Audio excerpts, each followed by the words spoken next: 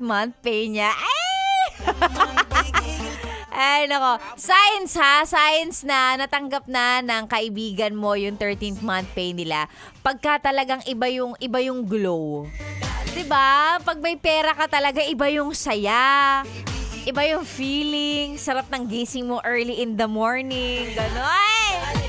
Okay, by the way, hello at magandang umaga sa lahat ng nanonood sa ating Facebook Live. Naka-Facebook Live si Sexy Megan sa Yes the Best Manila FB page. And like I said, yung sinishare at yung tinatanong ko din dito sa mga nanonood sa ating FB Live, saan nga ba mapupunta ang iyong 13th month pay? Ayan, para dun sa mga nakatanggap na at dun sa mga tatanggap pa lang. Syempre, alam ko naman pare-pareho tayo dito. Kahit hindi pa natin natatanggap, alam na natin kung saan natin gagastusin. 'Di ba? Alam mo na kung saan mapupunta. Hindi mo pa nga natatanggap, sa isip mo pa lang, ubus na siya.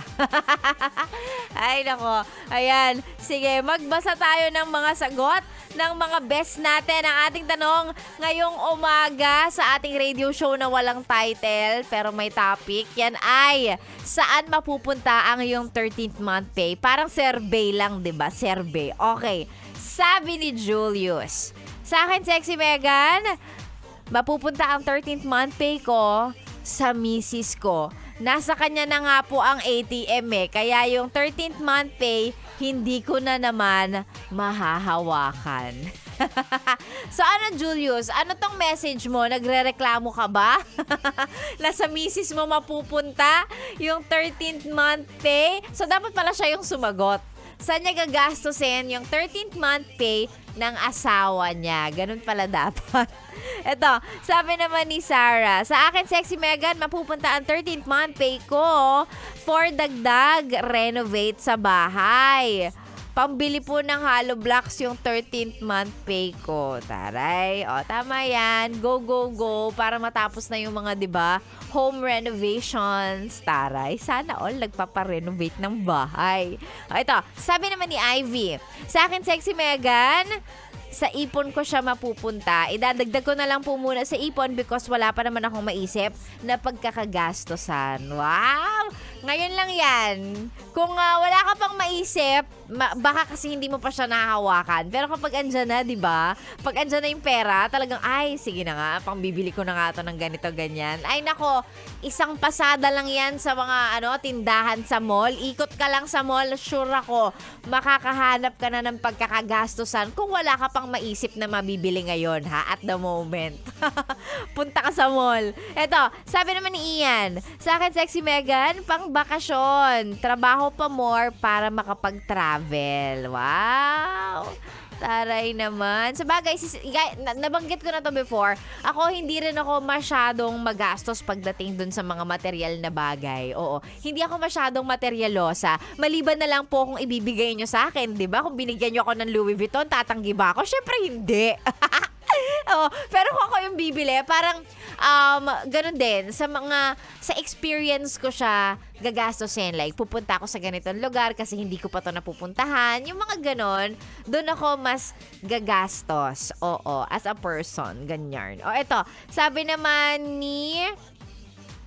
Tina, hi, Sexy Megan. Itatago ko yung 13th month pay ko for my son. Tuition fee kasi nursing student siya. Ay, talaga nga naman kapag ka magulang ka na may pinapaaral, ganyan. Automatic, pang tuition, pang gasto sa mga anak talaga ang 13th month pay. Ayan. Sana hindi kayo nagsisisi.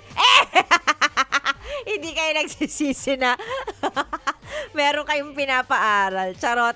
Eto, sabi naman ni Sergio, sa akin, Sexy Megan, ang aking 13th month pay mapupunta sa savings. Dagdag ipon para sa sarili kong bahay at lupa. Wow! Go, go, go, Sergio. Galingan mo sa pag-iipon. Ayan, maganda. Maganda yan. Kumbaga, laan, no? Yung mga naiipon para sa long-term goal. Oo, mahal pa naman ng mga bahay at lupa ngayon, 'di ba? Lalong-lalo na kung yan talaga ang gusto mong goal. 'Diba? Talagang pag-iipunan at pag-iipunan yan. Ito, sabi naman ni Maricel, last na to para sa batch natin. Sabi niya, sa akin, Sexy Megan, mapupunta ang 13th month pay ko sa mga mahal ko sa buhay. Taray, kasama ba ako sa mahal mo sa buhay, girl? Sabi niya, ipapadala ko po lahat para may panggastos yung pamangkin ko sa pag-aaral. At gusto kong bilhin. Kahit marami akong gustong bilhin, mas uunahin ko po sila. Ang bait naman ni Maricel. Parang gusto na rin kitang maging kamag-anak.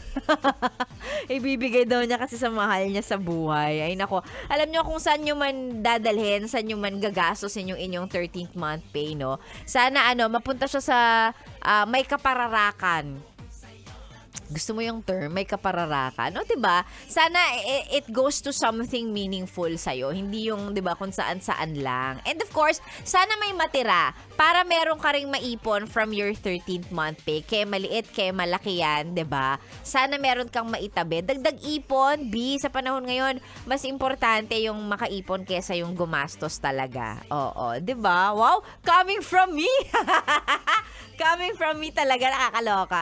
Ayan, sige. Congratulations again sa mga nakatanggap na ng kanilang 13th month pay. Sa mga hindi pa, lapit na yan. Konting gapang na lang, mga B. Maraming salamat sa lahat na nakisali sa usapan natin for today. Bukas ulit. Thank you so much. Lunes pa lang naka-yes the best ka na. Sana hanggang Friday, ha? I'll see you guys again tomorrow. Susunod na po ang Ganda Wanda. 9:00 hanggang mamayang tanghali. Siyempre, bukas balik ka. Gising ka ng 6:00. Tune in ka na. Mag-yes the best ka na ng 6:00. Para 6:00 pa lang buo na ang araw mo. Wow, talaga ba? Sexy Megan po ang niyong nakasama ang inyong ka-sexy time. Tuwing 6 to 9. Dito lang sa stasyong nakakayang, nakaka-fresh. 101.1. Yes, the best. Happy Monday, everybody!